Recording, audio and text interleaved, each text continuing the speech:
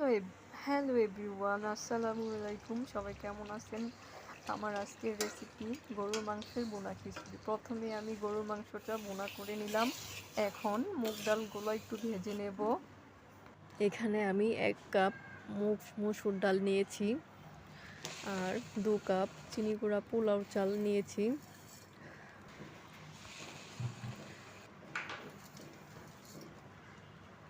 আর নিয়েছি 1 কাপ মুগ ডাল।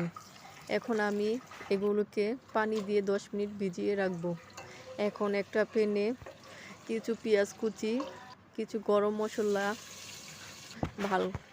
কিছু গরম মশলা নিয়েছি। এখন ব্রাউন কালার করে ভেজে একটু পানি দিয়ে এখানে মরিচের গুঁড়া, হলুদের গুঁড়া, আদা রসুন বাটা, ধনিয়ার গুঁড়া, গরম মশলার গুঁড়া দিয়ে এখন চাল ডালগুলো অ্যাড করব।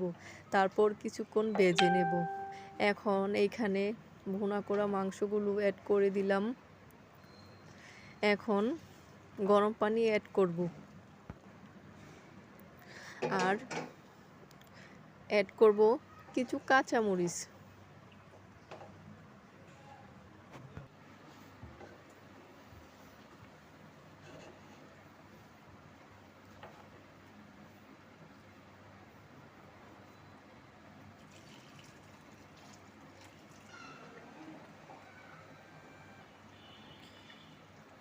এখন আধা ঘন্টা ঢেকে রাখবো।